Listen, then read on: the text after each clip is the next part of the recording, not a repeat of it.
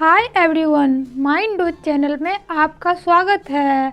आज हम how to win friends and influence people book का समरी जानेंगे, जिसका ऑथर डेल कार्नेगी है। तो शुरू करते हैं। हमारे मानव जीवन में लोक व्यवहार बहुत महत्वपूर्ण है। यह हमें सफल बनाती है। लोक व्यवहार के कुछ सामान्य नियम इस प्रकार से हैं। अपनी बातों को नाटकीय अंदाज में पेश करें। अपने सभी गलतियों को तथा कमियों को गिनाने के बाद ही किसी की कमियां गिनाएं। अपने विचार को इस दृढ़ता से पेश करें कि सामने वाला को वह अपना ही विचार लगने लगे। आदेश देने के बजाय प्रश्न पूछें।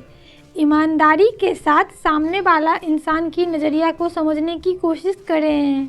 सामने वाले को उसका दृष्टिकोण प्रस्तुत करने का अवसर दें और उनके विचारों तथा इच्छाओं के प्रति सहानुभूति दर्शाएं। बात की शुरुआत दोस्ती भरे अंदाज में करें और सामने वाले को ज़्यादा बोलने का अवसर दें। गलती होने पे उसे स्वीकार करने में झिझके नहीं। चुनौतियां दीजिए और लीजिए। दूसरों को प्रोत्साहित करते हुए बताएं कि गलतियों को सुधारना कठिन काम नहीं है। बहस से बचें। बात को इस प्रकार आरंभ करें कि सामने वाला तुरंत हाँ भर दे। लोगों की गलतियों को दो टूक बात में बताने की भूल कभी न करें। व्यक्ति को एक ऐसी छवि में कैद कर दे जिसे वह खुद भी बदलना ना चाहे। व्यक्ति को नाम से पुकारे, जो व्यक्ति के लिए सबसे इम्पोर्टेंट तथा आनंददायक शब्द होता है। सबके विचारों का सम्मान करे, उसे गलत न ठहराए। सामने मौजूद व्यक्ति को अपमानित न करे। सामने वाले को प्रोत्साहित करे और यह बताए कि गलतियां सुधारना मुश्किल काम नहीं है। सामने वाले को बोलने के लिए प्रोत्साहित करे और अच्छे श्रोता बने रहें। सामने वाले व्यक्ति के विचार तथा इच्छाओं के बारे में सहानुभूति जरूर प्रदर्शित करें। उनकी बातों में सच्ची और वास्तविक दिलचस्पी लें। हमेशा मुस्कान बिखेरे। हमेशा सच्ची तारीफ से अपनी बातों की शुरुआत करें। हर सुधार की खुले दिल से तारीफ करें। आलोचना से बचें, इससे कोई सुधार नहीं होता। किसी का भी आलोचना करना बेकार है, क्योंकि इससे कोई सुधार नहीं होता, बल्कि आलोचना का मारा व्यक्ति अपने बचाव के बहाने और कुतर्क देने लगता है। इससे उसका आत्मविश्वास आहत होता है और वह नफरत करने लगता है। आलोचना से संबंध खराब हो जाते हैं। इससे समस्या का हल नहीं निकलता है। आलोचना करने वाले को खुद अपनी ही आलोचना का सामना करना पड़ता है। हमें यह बात भी अपने दिमाग में रखनी चाहिए कि जिस व्यक्ति की हम आलोचना कर रहे हैं या फिर जिसे सुधारने की कोशिश कर रहे हैं, वह अपने पक्ष में कोई न कोई तर्क पेश करेगा या कहेगा जो कुछ भी उसने किया उसके अलावा उनके पास कोई दूसरा उपाय नहीं था।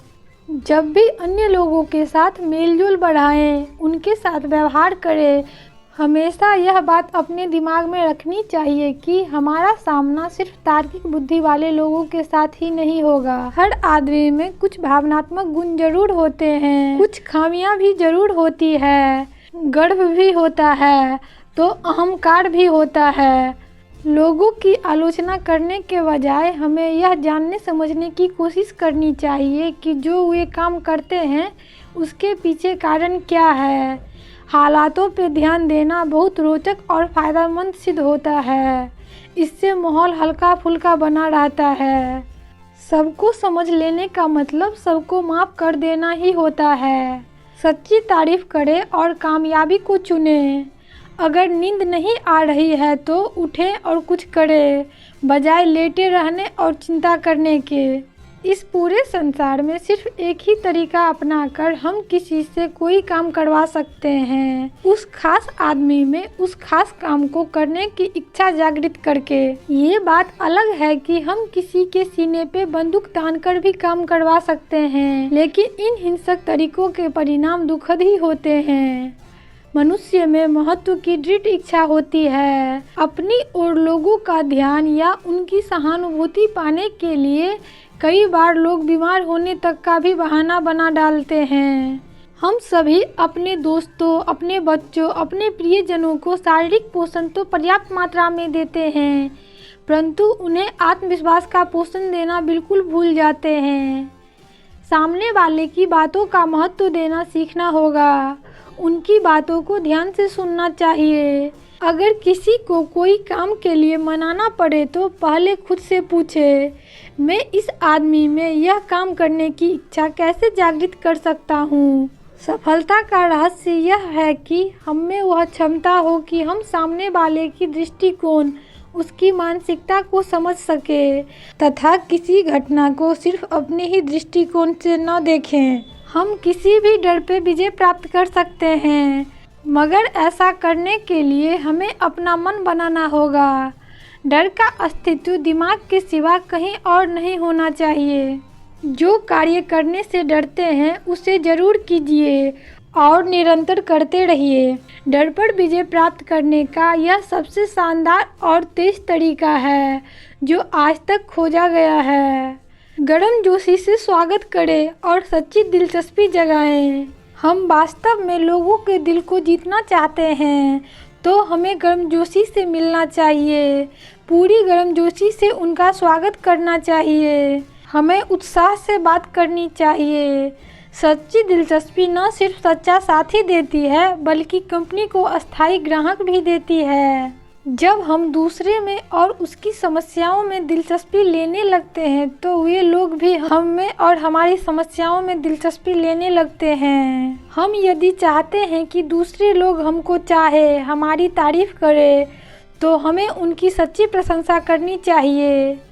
आपके पास क्या है या आप क्या हैं, आप कहाँ हैं या आप क्या कर रहे हैं, आप इन बातों से खुश या मायूस नहीं होते बल्कि आप किस बारे में सोचते हैं उससे होते हैं।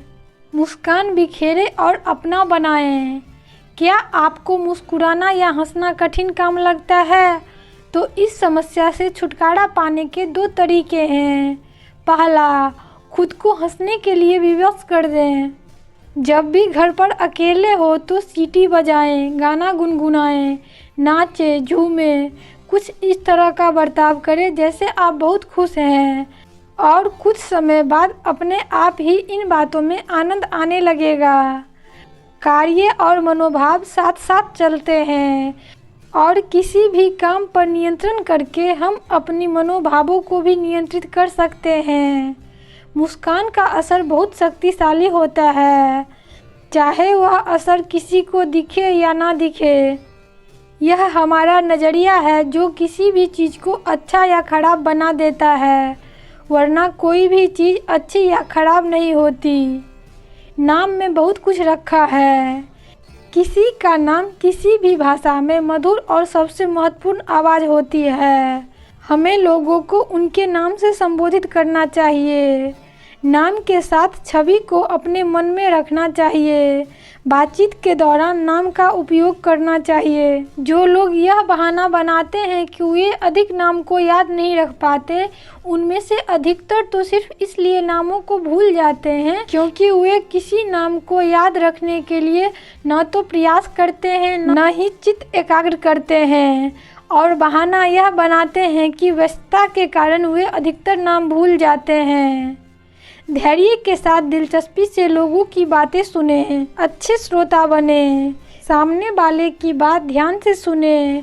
इससे उन्हें अटेंशन मिलता है और वे अपने बारे में महत्वपूर्ण महसूस करते हैं।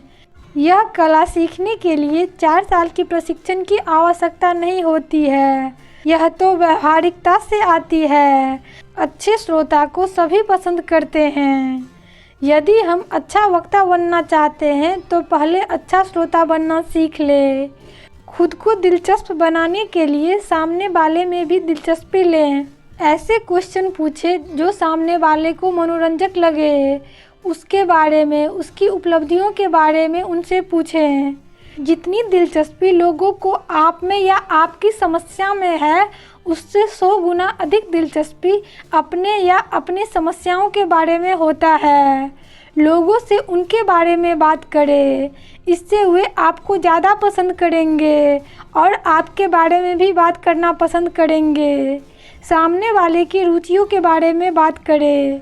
दूसरे लोगों को महत्वपूर्ण अनुभव कराएं। हर व्यक्ति में कुछ न कुछ अच्छाई होती है, उनकी अच्छाइयों के लिए उनकी प्रशंसा करें। थैंक, प्लीज़ जैसे शब्द हमारे लाइफ को आसान बनाते हैं। हमसे मिलने वाले अधिकतर आदमी अपने बारे में किसी न किसी मामले में हमसे अधिक श्रेष्ठ मानते हैं। उनका मन जीतने का सबसे सरल तरीका यह है कि हम उन्हें अनुभूति करा दें कि हम उन्हें वास्तव में महत्वपूर्ण मानते हैं। बहस छोड़ें और लोगों को बोलने दें।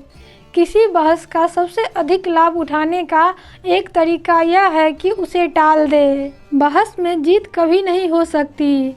पराजित होने पर भी हमारा ही हार होता है, और अगर हम जीत भी जाए तो हम ही पराजित होते हैं। क्योंकि मान लीजिए कि हमने पूरा प्रयास करके सामने वाले को गलत साबित कर भी दिया, तो इसका अर्थ यह हुआ कि उसके तर्क में कोई दम नहीं है और हमने उसके तर्क की धज्जियां उड़ा दी। लेकिन इससे क्या होगा?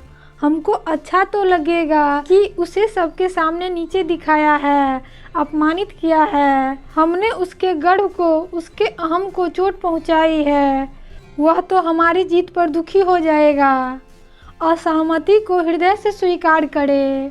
असहमति वह शुभ अवसर हो सकता है जिसके कारण हम अपनी गलतियों को सुधार सकें, अपने क्रोध पर काबू पाना सीखें। किसी भी आदमी के व्यक्तित्व की गहराई इसी बात से मापा जाता है कि उसे किन किन बातों पे क्रोध आता है। पहले पूरी बात ध्यानपूर्वक सुनें। अपने विरोधियों को भी बोलने का पूरा अवसर देते हुए उन्हें अपनी पूरी बात कहने दें।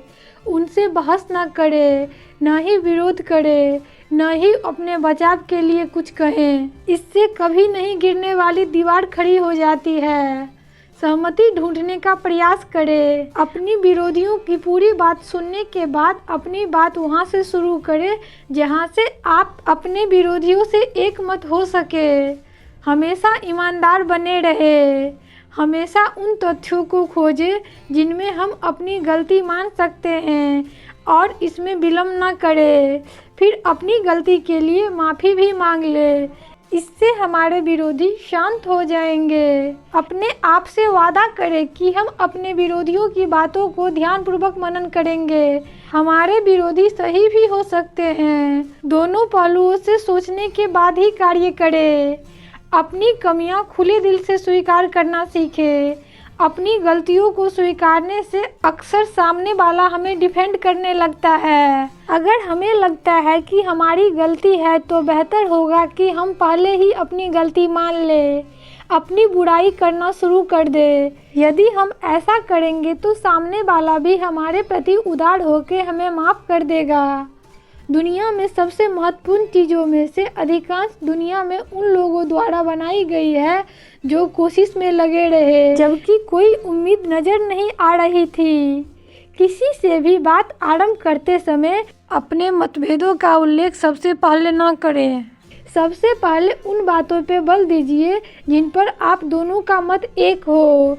जहाँ तक संभव हो हमेशा इस बात पर फोर्स दीजिए कि दोनों का लक्ष्य एक समान ही है और दोनों में अंतर सिर्फ साधनों का है जिसके माध्यम से हम उस लक्ष्य तक पहुँचना चाहते हैं।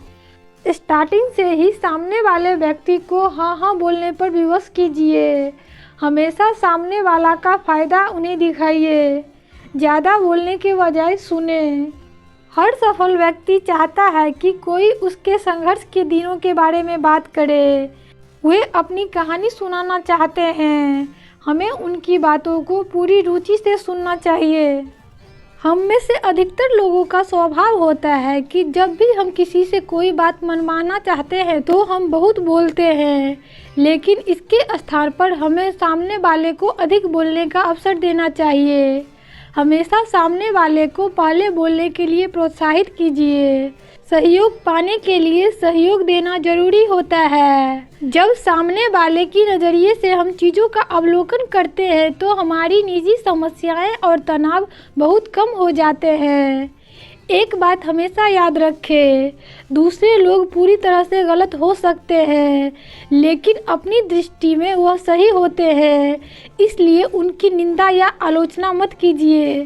सामने वाला ऐसा आचरण क्यों कर रहा है, ऐसा क्यों सोच रहा है, इसके पीछे कोई कारण जरूर होता है।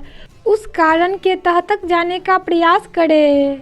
बाद में पूरी ईमानदारी से खुद को उसके स्थान पर रखकर सारी स्थितियों का चिंतन कीजिए।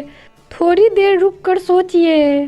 कुछ लोग असभ्य, चिड़चिड़े, अतार्किक होते हैं, इनमें भी उनका बहुत कम दोष होता है। ऐसे लोगों के लिए हमें सहानुभूति रखनी चाहिए। खुशी इस पर निर्भर नहीं करती कि हम क्या हैं या हमारे पास क्या है, यह पूरी तरह से इस बात पर निर्भर करती है कि हम क्या सोचते हैं। अपने काम को नाटकीय ढंग से प्रस्तुत करें। गलतियां बताने से पहले तारीफ करें। किसी को भी अपनी बुराई अच्छी नहीं लगती। लोग आदेश से ज़्यादा सलाह मानना पसंद करते हैं। हर कोई अपनी आलोचना आसानी से पचा सकता है। यदि सामने वाला शुरू में विनम्रता से हमें यह बात का एहसास करा दे कि गलतियां उसमें भी है या गलतियां सभी से होती है। सुझाव से सामने वाले की रचनात्मकता प्रेरित होती है। सच्ची प्रशंसा करें। झूठी चापलूसी से अधिकतर लोग नफरत करते हैं। खुद में बदलाव करना मुश्किल होता है, लेकिन कोशिश से ही हम प्रगति करते हैं। भूलकर भी ऐसा वादा ना करें जिसे पूरा नहीं किया जा सके या जिसे पूरा करना हमारे पहुंच से बाहर हो। केवल अपने फायदे पे ध्यान केंद्रित ना करके सामने वाले के फायदा पर ध्यान ज़्यादा केंद्रित करें। यह बात हमेशा अपने माइंड में क्लियर रखें कि हम सामने वाले से क्या करवाना चाहते हैं। अब संक्षेप में दोहरा लेते हैं। आलोचना से सुधार नहीं होता, इसलिए आलोचना से बचें। लोगों की सच्ची तारीफ करें।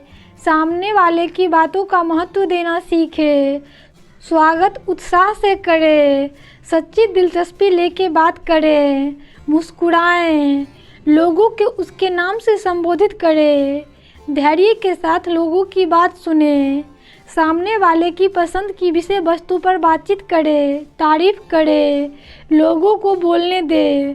बहस छोड़े, अपनी गलती स्वीकार करें। कम बोले, ज़्यादा सुने।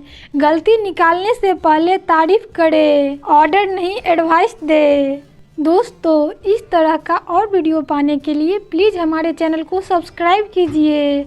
यदि आप वीडियो फेसबुक पे देख रहे हैं तो फॉलो कीजिए, लाइक कीजिए, कमेंट्स कीजिए, शेयर कीजिए। आप और कौन सी बुक का समरी चाहते हैं हमसे शेयर कीजिए। थैंक यू सो मच जो आपने हमें इतने ध्यान से सुना।